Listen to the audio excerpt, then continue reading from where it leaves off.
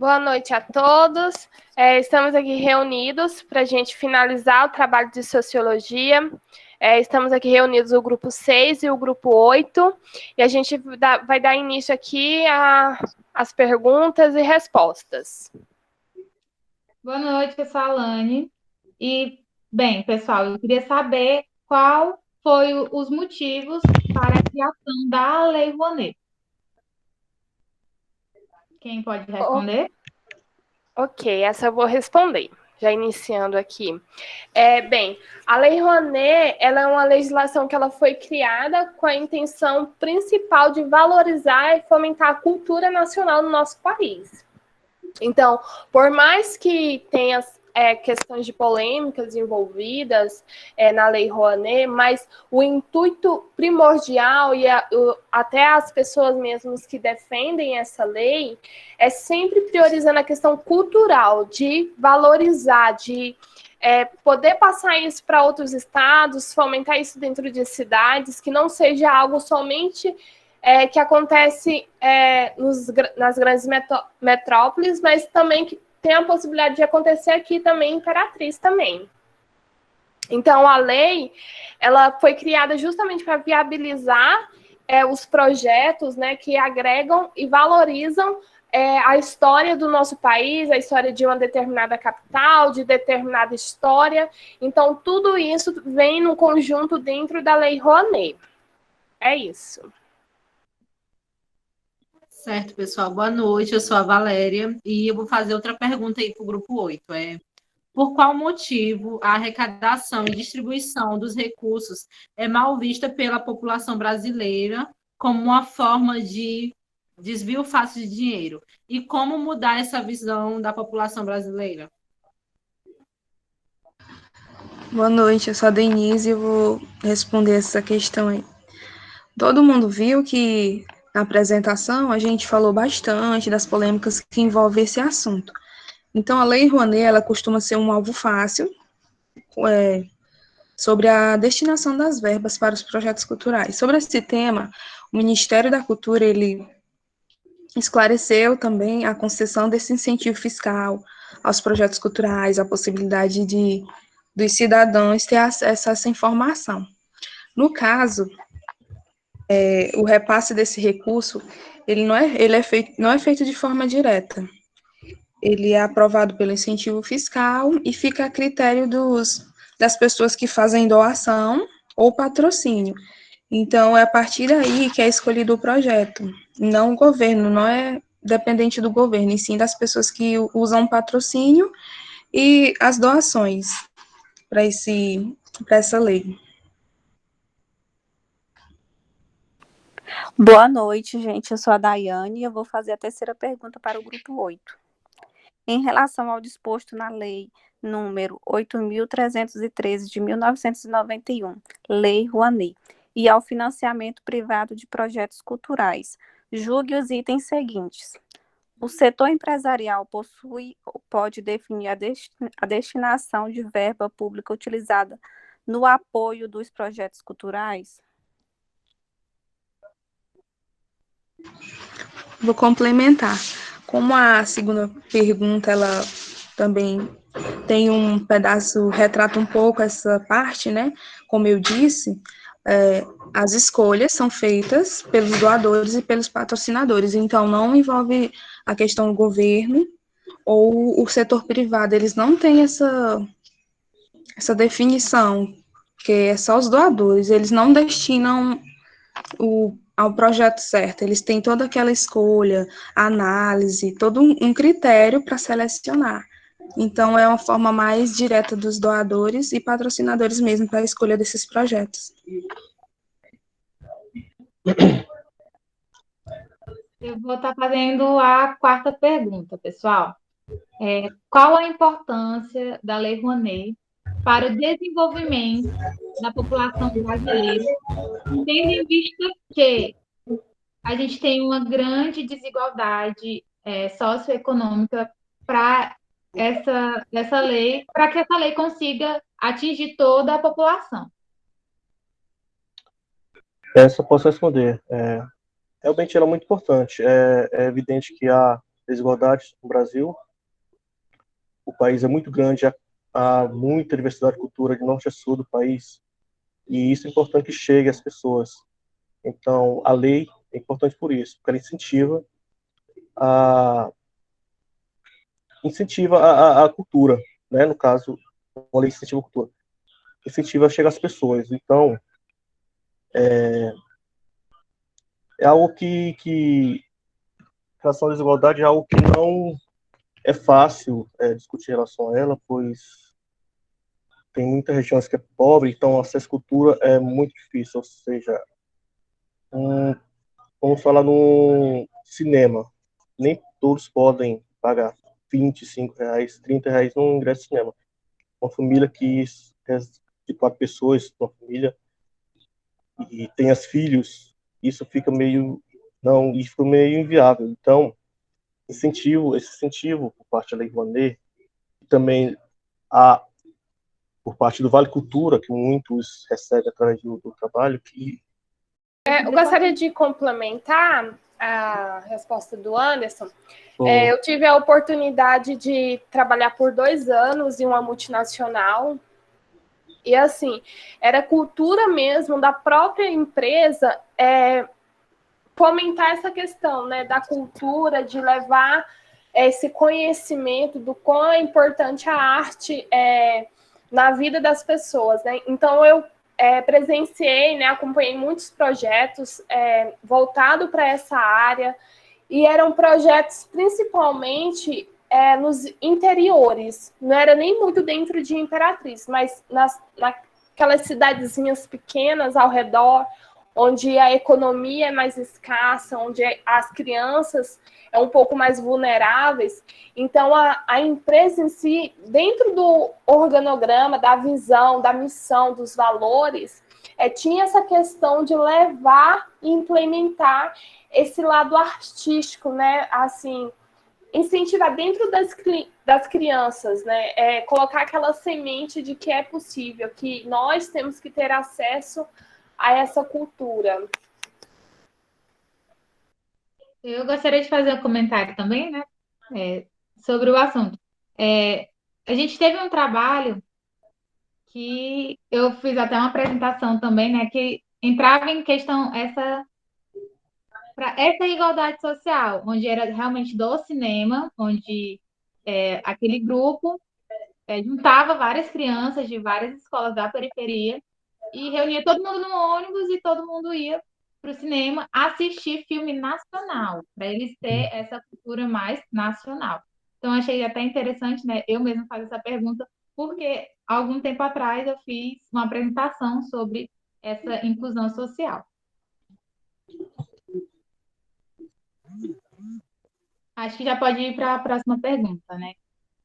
Sim. Tá bom, então vamos lá.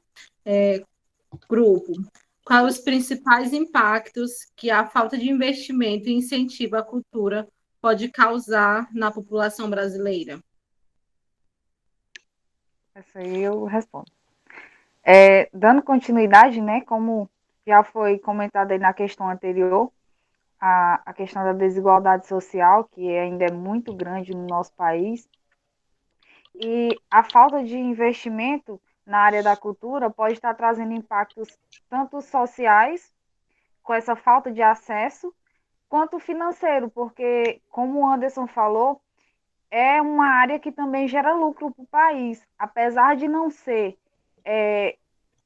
muito lucro, mas gera lucro. Cada ingresso de uma peça de teatro, um ingresso de uma entrada do cinema, tudo já acaba gerando lucro. Então, vai trazer impactos sociais na vida daqueles que não têm acesso, não têm condição financeira de ter acesso à cultura. E quando tem cultura internacional, que não aprendem a valorizar a nossa cultura, porque o Brasil é um país riquíssimo.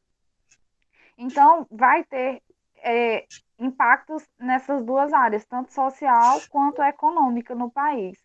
Até porque a gente vê aí, na maioria das vezes, esses filmes que passam, por exemplo, na Globo ou em qualquer outra emissora durante a semana, geralmente são filmes norte-americanos, raramente passa algo nacional.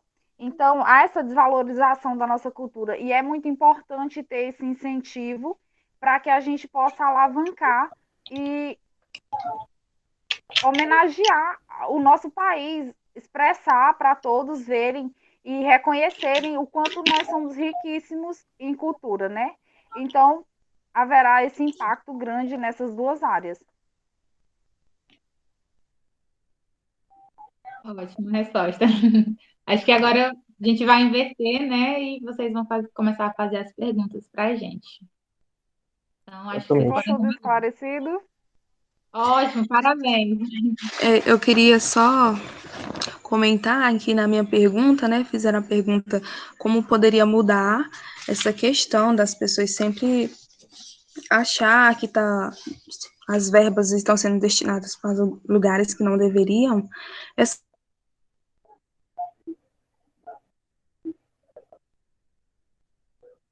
Gente, travou para Aí, você ou foi que travou, travou Eu travou. Travou, acho que travou. deu uma falha na internet dela, né? Mas vamos dar. Conseguiu voltar? Oi, Vamos travou. dar continuidade, então? Vamos lá? Eu Isso. gostaria de fazer a pergunta ao grupo, que tem uma pesquisa que mostra que, em média, as mulheres enfrentam maior pressão que os homens no cumprimento de suas papéis familiares. E as mulheres também tendem a substituir as suas responsabilidades de casa por responsabilidades profissionais. Quero saber se vocês concordam com isso e se essa ideia de troca do responsabilidade de casa por responsabilidades profissionais pode prejudicar numa carreira da mulher ou no convívio, sei lá. Bem, eu posso estar respondendo essa pergunta. Aí, o que a gente vai avaliar? A gente vai voltar lá atrás na história, lá nos primórdios da história, onde as mulheres ficavam em casa cuidando dos filhos, enquanto os homens iam à caça buscar o alimento. Ou seja, essa situação que até hoje é muito forte em país que tem assim, um machismo muito grande, que a gente pode falar dessa forma, até hoje ela predomina. Por quê? É visto que a mulher ela tem que ser dona de casa, ela tem que dar conta dos filhos, ela tem que dar conta da casa e só. E aí vem o marido como uma imagem de protetor e provedor da casa. E o que está acontecendo hoje em dia é justamente essa divisão. Então, assim, não, eu não concordo com essa visão de que as mulheres elas trocam suas tarefas familiares pela profissional. Por quê? É muito difícil para uma mãe deixar o seu filho em casa e ir para o trabalho. Entendeu? Aí a gente entra em outra questão. O que acontece é a terceirização do serviço doméstico. Essa terceirização é onde as mulheres que querem trabalhar, querem estudar, investir na sua carreira, elas vão estar contratando alguém para cuidar dos seus filhos, para cuidar da casa, para lavar roupa, porque só assim ela consegue ter mais tempo para investir em estudo e assim ela conseguir crescer e alcançar o sucesso. Aí, o que acontece geralmente, o que geralmente acontece? Geralmente a mulher que ela é muito bem sucedida, ela não vai ter uma família assim formada, né? Porque ela ali tem que se dedicar mais aos estudos. Agora, uma mãe que ela quer alcançar o sucesso, ela vai ter que abdicar muito mais para conseguir alcançar esse sucesso. Então, o que geralmente ocorre é as empresárias abrir mão do seu sucesso, da sua carreira, para cuidar da família, porque a gente toca em um ponto sentimental, uma coisa que já é natural da gente, né? Que é a proteção do filho e educar os filhos. É isso. Obrigado. Eu queria complementar que na verdade, assim, porque esse assunto eu acho assim extraordinário, né? Porque eu convivi com muitas mulheres protagonistas, tive esse prazer de ter algumas mulheres até mesmo como mentoras por um tempo. E de fato, as mulheres que hoje em dia, pelo menos as que eu conheci e tive acesso, todas elas, maternidade era uma questão de segundo plano. Mas tinha aquele sentimento assim de, não, mas quando acontecer, eu quero diminuir o meu ritmo. Tem essa questão também de terceirizar. Eu convivi com uma mulher que ela tinha só um filho, ela tinha 2 babás, uma fisioterapeuta, tudo para cuidar do filho dela. E assim, grupos de WhatsApp para fazer a gestão, porque ela ocupa, né, um cargo muito alto e assim, e viaja muito. Então, assim, as mulheres que hoje em dia elas são protagonistas, se elas trabalham para uma empresa, se elas não são donas do próprio negócio, muitas fazem muito essa questão das viagens, né? E, de fato, eu percebi essa certa preocupação também. Poxa, mas quando eu for mãe, como eu vou fazer, como eu vou lidar? A carreira é algo que eu lutei tanto. E fica aquele, né? Tem mulheres que, tipo assim, terceiriza completamente, outras mulheres nem têm filhos, porque a carreira é o sonho, né? Sempre foi o grande sonho. Quando eu converso com algumas pessoas, assim, da minha mesma faixa etária, muitas dizem que o maior sonho é constituir família, é ter filhos. E eu já venho do outra linha, que é a questão da carreira de sucesso, uma carreira muito... eu estava até vendo, lifestyle, né? Que é quando a gente almeja ter um estilo de vida que poucas pessoas têm. Então, é questão de escolhas, mas, ao mesmo tempo, eu percebo que as mulheres conseguem se respeitar. Tanto a mulher que opta por largar tudo e se dedicar à maternidade, como também as mulheres que optam a deixar um pouco essa questão em um segundo plano e se dedicar mais à carreira profissional, até os 30, 35 anos de idade. Então, assim, realmente é um assunto, assim, se a gente quiser debater a noite toda, a gente tem assunto, né? Tem, principalmente porque é um assunto que está no nosso dia a dia. Se você olhar para o lado, você vai conhecer alguém que tem alguém que é mãe que não trabalha. Se você olhar para o outro, você vai ver alguém que trabalha e não é mãe. Se você olhar para o outro lado, é uma pessoa que é mãe e que trabalha. E assim, uma infinidade de assuntos. Esse assunto ele é muito interessante mesmo, principalmente por isso. Acho que pode ir para a próxima pergunta já. A Divânia levantou a mão. Microfone, Edvânia. Oi. Agora a gente está ouvindo. Como a Alane comentou aí, uma questão muito importante é que isso praticamente vem de berço, né? Isso está enraizado na gente. Essa questão de ou a mulher ela vai ser uma profissional bem-sucedida, ou ela vai ser mãe, que é muito difícil conciliar as duas coisas. Então, isso está muito enraizado já na gente. E o que eu percebo é que a cada dia que passa, as mulheres estão tentando provar para a sociedade e até para elas mesmas que é possível exercer os dois papéis com sucesso. Sim, mas aí entra em questão que a gente precisa da ajuda, né? Sozinha não tem como. Se a mulher tem um parceiro amoroso, com certeza a gente tem que exigir dele que ele faça a sua parte, né? Porque, assim, tem que se ajudar. É uma relação, não pode ficar uma carga só para um, tem que ser para todos os dois. Exatamente. Vocês podem fazer a próxima pergunta. Okay. Então, vamos lá, dando continuidade, então, vamos passar para a segunda pergunta.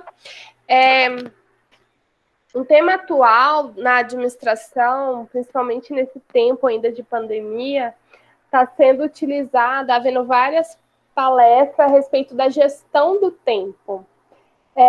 E no presente artigo de vocês, destacado muito a atuação da mulher no mercado profissional, o crescimento em posições de destaque. E com essa união destes dois temas, contribuir, como fazer essa união desses dois temas, né, para contribuir, para dar continuidade, continuidade das mulheres a continuar se evidenciando no mercado de trabalho? Essa eu vou responder. Como a gente já estava comentando aqui, a mulher ela tem essas várias funções, né? E o nosso artigo ele vai falar de carreira, de maternidade, de amores, preconceito. E a gente sabe que essa gerenciamento de tempo, ele é um planejamento, a execução de um controle consciente e a quantidade de tempo certinho que a pessoa vai gastar em atividades. Isso está associado às mulheres executivas, por quê? Porque, em sua maioria, elas são as únicas ainda que têm que cuidar da casa, que realmente não tem um companheiro que está ali para lhe ajudar.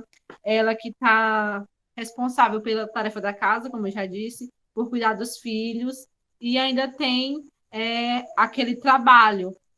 O nosso artigo, ele fala muito que essas mulheres executivas, em sua maioria, elas estão em cargos altos de liderança mesmo, são líderes, são diretores, são chefes, e isso já suga muito da mulher. Então, se ela não tiver esse gerenciamento de tempo para aumentar a sua efetividade, eficiência e até produtividade no seu ambiente do trabalho, ela não vai conseguir dar conta de ser uma mulher executiva e também ser a mãe, dona de casa, esposa e todas essas características que a gente já estava debatendo aqui. Se não tiver esse planejamento, ela não vai conseguir.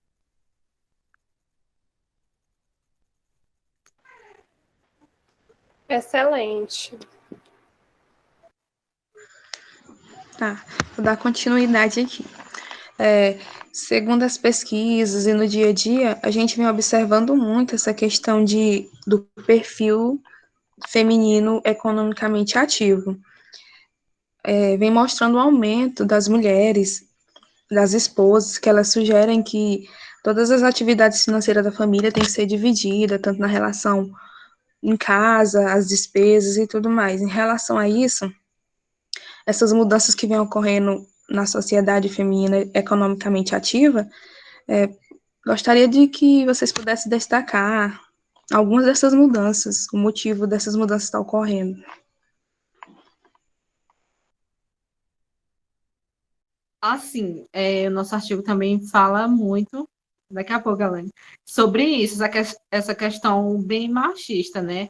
Que apesar de hoje em dia as mulheres estarem nesses cargos de liderança e até serem provedoras, né, que fala, do lar, ter um salário maior, ainda tem esse preconceito, e elas acabam, até que não para desanimar o parceiro, elas acabam deixando essa questão financeira do orçamento familiar, né? Na mão do seu parceiro, para ele estar organizando essas finanças. E mesmo com essa jornada de trabalho excessiva, ela ainda tem esse pensamento que, apesar de tudo, mesmo ganhando um pouco a mais, ele ainda é a cabeça do lar. Passar para a Alane complementar aí um pouquinho.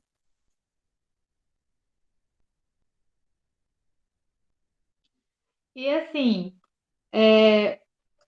isso é um assunto que muitas vezes acaba ofendendo o parceiro. Que se a gente for levar em conta, a maioria dos homens que têm sucesso, que estão no topo da hierarquia ali empresarial, eles são casados, porém, as mulheres deles, elas não trabalham e têm filhos. E já ao contrário, é bem difícil de acontecer. Por quê? O homem, ele sente essa necessidade, tem uma necessidade assim, de atenção e se sentir como o provedor. Aí, quando tem uma mulher que ela trabalha, que ela se esforça, eles acabam se sentindo ameaçados por ela. E aí, o que muitas vezes acaba sendo ruim para a mulher, porque ela não consegue encontrar uma pessoa que se adeque à rotina dela. Acho que é isso.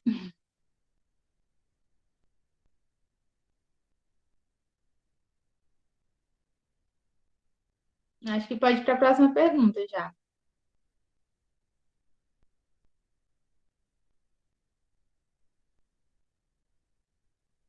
Vocês estão ouvindo? Eu Pessoal, tô. vocês estão conseguindo me ouvir? Agora Agora? sim, Edmilson. Agora. Sim. Sim. É que a minha internet está oscilando um pouco, tá? Ok. Posso dar continuidade às perguntas? Sim. Pode. Bom, pessoal, mediante a tudo que foi debatido, eu pergunto a vocês, qual é a maior dificuldade enfrentada atualmente por mulheres para conseguir conciliar carreira, relacionamento amoroso e maternidade? Essa eu vou responder. Então, a maior dificuldade da mulher é se desdobrar para conseguir executar todas essas tarefas, né? Todos esses papéis. O papel de mãe, de profissional, de parceira amorosa e, principalmente, né, conseguir se destacar como um profissional. Na maioria das vezes, como já foi dito, a mulher ela acaba se sobrecarregando com todas essas tarefas por não dividir elas com o parceiro. Então, eu acredito que a grande dificuldade seja dividir esse tempo para e ainda se sentir mulher, né? Se sentir bonita. Então, a dificuldade é essa, conseguir tempo para executar todas essas tarefas e ainda se destacar como profissional e fazer com que seja uma mulher bonita, arrumada, com unha, cabelo. Então, ela acaba sofrendo essa sobrecarga por conta disso.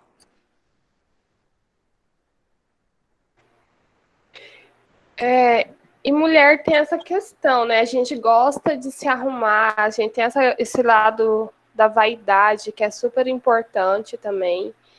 E assim, eu creio para nós, até eu que estou finalizando a faculdade, que já estou aí na luta aí para conseguir abrir minha própria empresa, eu penso nessa questão, como eu vou conseguir conciliar todas as coisas, né? Porque assim, eu já estou há 3 semanas, todos os dias acordando muito cedo, e sempre eu não consigo dormir, sei lá, antes de meia-noite. Mas assim, até agora eu não assisti, eu não conheci nenhuma mulher que, tipo assim, venceu e ela fala assim, ai, foi super fácil, eu não abri mão de nada.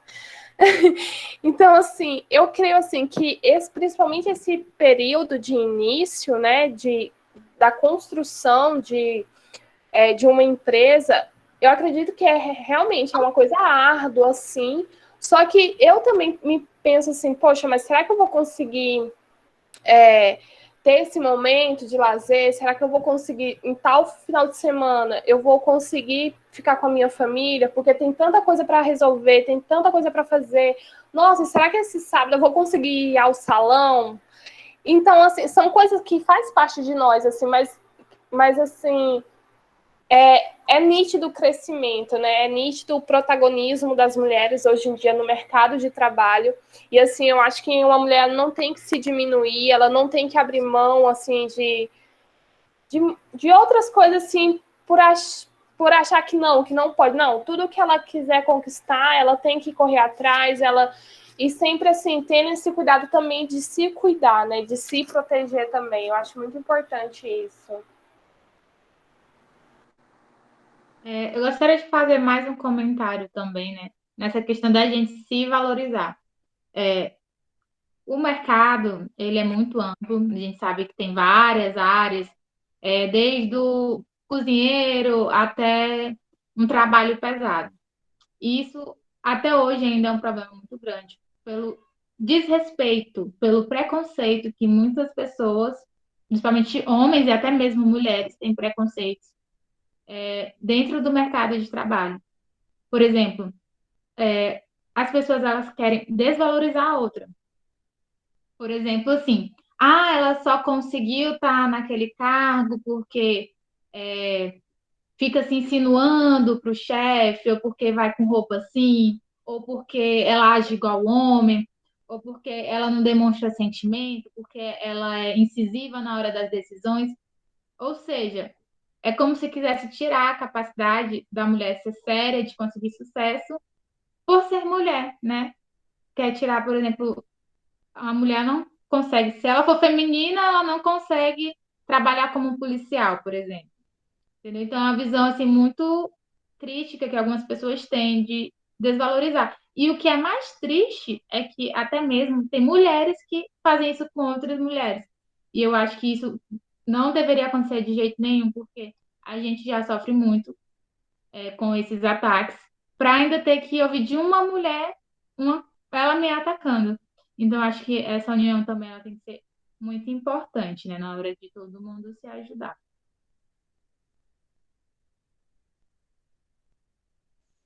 Só fazendo uma relação aqui entre os dois assuntos comentados, tanto a Lei Rouanet quanto a participação feminina das mulheres no mercado de trabalho, o que podemos notar em tudo isso que debatemos aqui é o quanto o preconceito atrapalha, o quanto o preconceito está presente e atrapalha tanto na cultura quanto no feminismo, na representatividade feminina, porque muitas vezes nós não temos nem a oportunidade de nos apresentarmos. Já somos barradas ali, não, você não serve para esse cargo, ou a questão dos projetos, das aprovações de projetos na Lei Rouanet. Às vezes, eles não têm nem a oportunidade de serem devidamente apresentados, já por ter algumas características, já são descartados. E, às vezes, até mesmo por ser projetos femininos, já são descartados por serem considerados incapazes de seguir em frente. Essa questão mesmo de relação da mulher com o trabalho também, eu gostaria de comentar que é uma situação, assim, bem triste, porque já presenciei situações em que a mulher deixou de conseguir um trabalho porque a esposa do marido não queria que uma mulher trabalhasse diretamente com ele. E o curso era edificações.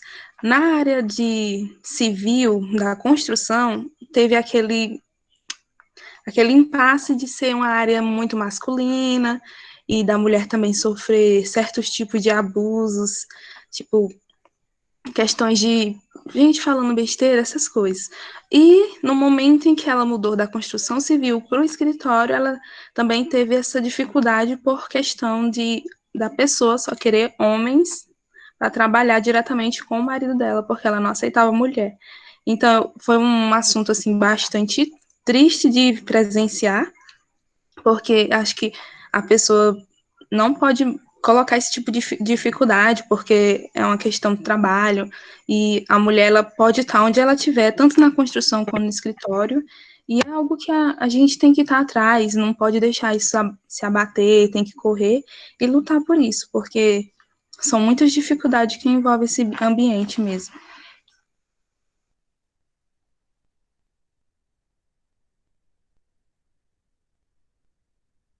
Então, resumindo mais um pouquinho, porque senão a gente passa a noite toda falando desse assunto, que ele é muito extenso. Assim, a gente pode ver que as mulheres mesmo, elas às vezes acabam se prejudicando, entendeu? Então, assim, é muito importante a gente se unir e ter confiança em si, né? Porque essa é uma situação que você acabou de apresentar. É uma situação onde a mulher ela se sentiu insegura na presença da outra. E tá, que tem situações e situações que a gente pode avaliar, mas isso não é motivo, entendeu? Então a gente tem que se unir para que todo mundo consiga conviver de uma forma bem, de que todo mundo seja bem tratado e todo mundo tenha oportunidade, não só porque é homem ou mulher, mas sim porque tem a capacidade de conquistar aquilo que deseja. É também algo relacionado à capacidade, né? Tem muitas situações em que a mulher recebe menos que o homem, desempenhando a mesma função. Isso é algo que precisa acabar em muitos lugares. Eu mesmo presenciei algo relacionado a isso, em que o homem saiu, a mulher foi desempenhar a mesma função, recebendo menos. Então precisa haver essa valorização maior com a mulher, né?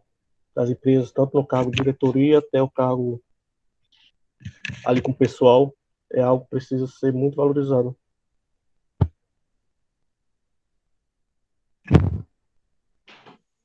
Pessoal, só para finalizar aqui a minha participação, eu amei os dois temas, foi muito gostoso de se debater, não é desmerecendo os outros, mas os nossos foram os artigos que eu mais me identifiquei, assim, que eu gostei de fato de trabalhar e de discutir.